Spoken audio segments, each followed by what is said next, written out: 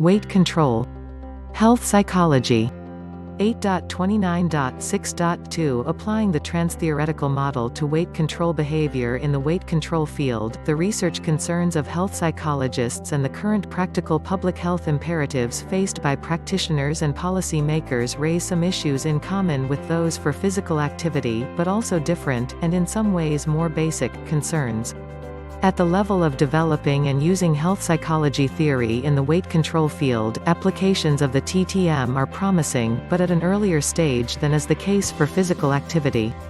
An understanding of population weight control behaviors is important because there is some evidence that, in trying to control their weights, individuals may put their health at risk. National Institutes of Health Technology Assessment Panel, 1992. The challenge facing health authorities in developed countries is to reduce the prevalence of overweight and obesity without exacerbating the problems of low body weight or unhealthy weight control. In order to achieve this, there is a growing recognition of the need to prevent weight gain in the population. In the United States, for example, health authorities have recommended that weight guidelines for the public be revised, so that there is an increased focus on weight maintenance, regardless of current weight, with less emphasis placed on weight loss.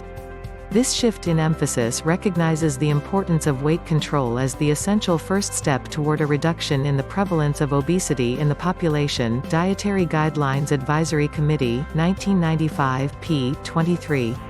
The use of the TTM in describing and understanding physical activity in a public health context has already been considered. Because these behaviors are directly relevant to the issue of weight control, the TTM is likely to be potentially useful in understanding population-wide weight control behaviors, and its use may also facilitate the development of better targeted public health intervention strategies. The few studies that have used the TTM to examine weight-related behaviors have shown that, as well as those actually taking action to lose weight, many individuals were trying to maintain their weight, and many were contemplating taking action. For example, in a group of college students only 18% were taking action for their weight, however, a further 15% were trying to maintain their weight, and just over half were contemplating weight loss. O'Connell and Velliker, 1988. Similarly, among participants in a smoking cessation study, 51% were taking action for their weight, with 27% attempting to maintain their weight, and another 19% contemplating weight loss. Ross et al., 1995. Consistent with the findings of previous research, Prohaska et al., 1994, the study of college students also found that the perceived costs (cons) of behavior change were significantly greater than the perceived benefits (pros) for those in the pre-contemplation stage, while individuals in the action stage showed the greatest imbalance in favor of the pros. The TTM provides a theoretical framework within which to examine weight control using the broader definition proposed earlier, by encompassing both weight loss and weight maintenance behaviors. Rossi et al., 1995. However, the two studies which have applied the TTM were concerned with weight loss behavior, not with weight control behavior. In classifying the college students into one of the stages of change, for example, a minimum weight loss criterion of at least 10 pounds was set. O'Connell and Velliker, 1988. Therefore, individuals classified into the maintenance stage were those who had a minimum of 10 pounds weight loss in the past and were successfully taking action to avoid regaining the weight, but with no goal of further weight loss. Individuals who were actively trying to avoid weight gain, but who had not previously lost more than 10 pounds, were not classified into one of the stages of change. Health authorities are now encouraging people to take steps to maintain their weight, even if they do not have a weight problem. Therefore, in considering weight control behaviors from a public health perspective, it is important that we have data on population-wide weight control behaviors, not just on weight loss among those who already have a weight problem. However, determining stage of change for weight control is potentially problematic. One key issue is that weight control is not a discrete behavior. Rossi et al., 1995. Unlike cigarette smoking, the health behavior to which the TTM was initially applied, weight control potentially involves a number of different strategies, and it would not be feasible to examine each of the specific strategies employed. Another potential problem arises from the fact that weight control includes weight loss and weight maintenance behaviors, and can be practiced regardless of weight status. It would not be sensible from a public health perspective to use a single arbitrary weight standard to define stage of change for weight control and apply this to every individual. To do so would be to ignore that there are many individuals who are not overweight but who actively try to lose or maintain weight. The public health challenge is to assess stage of change for the range of behaviors that are employed to control weight across the whole population. In this regard, the application of the TTM to weight control poses similar challenges to an examination of dietary behavior change. In that domain, classifying individuals in terms of their stage of change for each component of the diet is considered to be impractical, and there are also problems in trying to apply a strict criterion to define stage of change. Several of the studies that have examined dietary fat behavior have, therefore, used a global measure to define stage of change. For example, in a recent worksite study, individuals were asked to report whether they had deliberately changed the way they eat to reduce the amount of fat and fatty foods. Sporny and Contento, 1995. Subjects were classified into the pre-contemplation stage if they were not eating a reduced fat diet and not considering doing so. Contemplators were those who were not eating a reduced fat diet but were considering doing so. Subjects in action were those who reported eating a reduced fat diet for less than 2 years, and those who had eaten such a diet for more than 2 years were considered to be in maintenance. It may therefore be possible to determine stage of change for weight control using a similar measure. If so, this would allow researchers to distinguish those who are not taking any form of action to lose or maintain weight, those who are at least considering taking action, and those who are actively trying to lose weight or to maintain their weight. Such information is likely to be important in developing public health strategies to reduce the prevalence of overweight and obesity. The TTM of behavior change is a framework through which more fine-grained analysis of the different stages in people's weight control efforts may be conducted. The TTM has been applied more extensively in physical activity research and related practical initiatives than has so far been the case for weight control. The more definitive application of such an understanding of weight control behavior to public health intervention has yet to be developed and used in practice. Self-Guided Weight Loss ML. Boutron.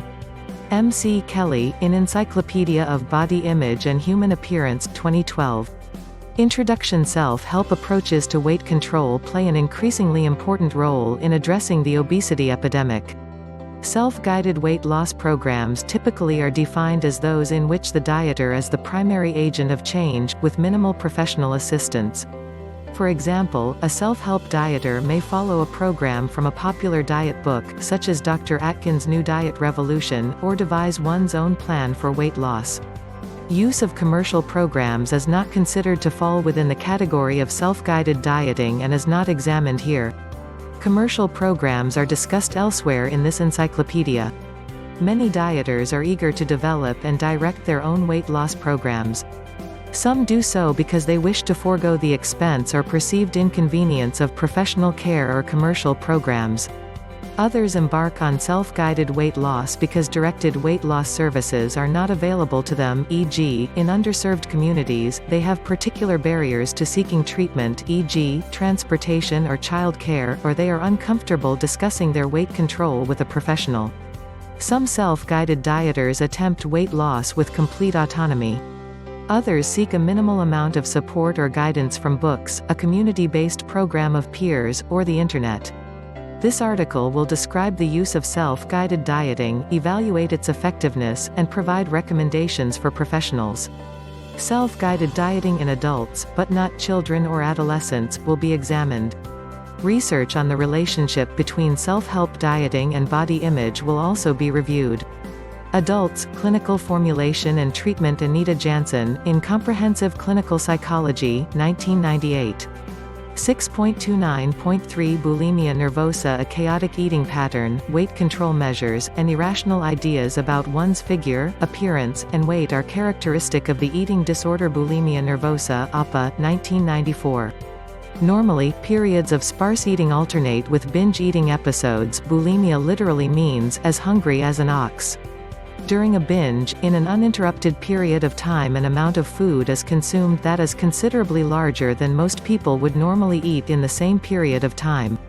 Typical is the subjective feeling of loss of control over eating. During the binge, the patient feels as if she can no longer stop or control what or how much she eats. Fairburn and Wilson, 1993.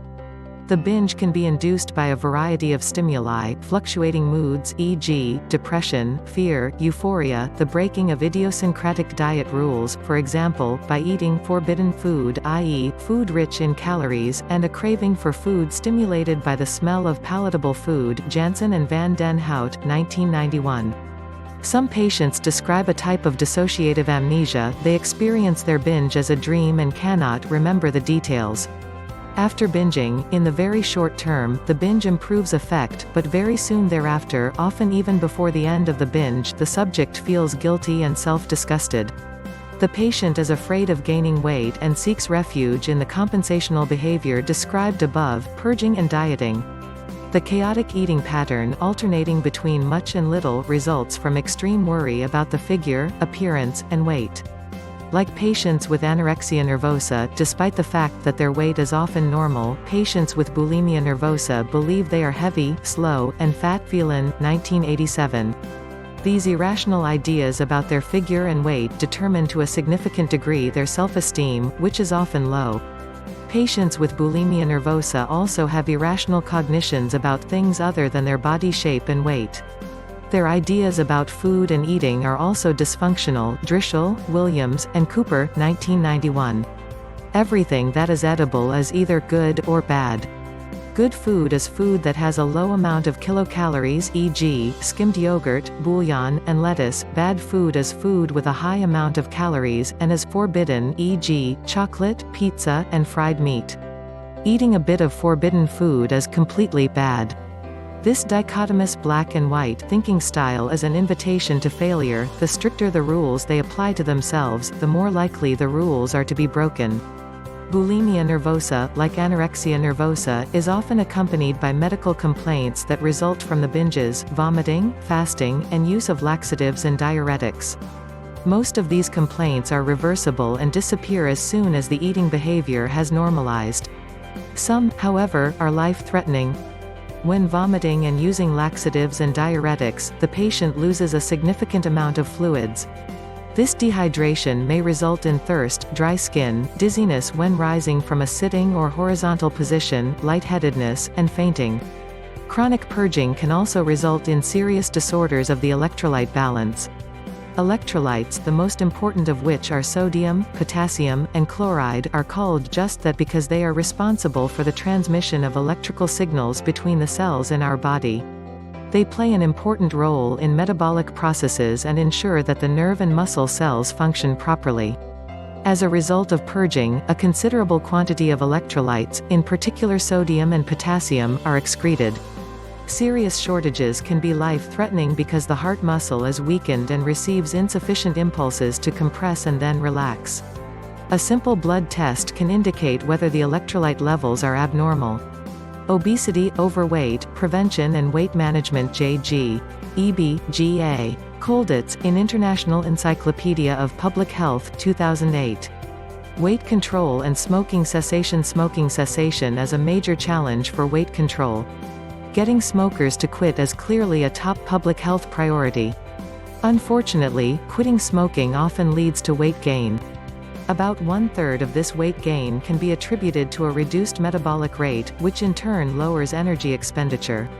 The rest can be accounted for by increases in energy intake that often accompanies smoking cessation. About 80% of people gain weight as they quit smoking.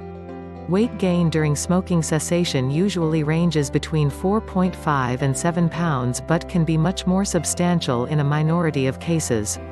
The prospect of weight gain can be an issue in getting people, especially women, to quit smoking. NIH, NHLBI, 1998.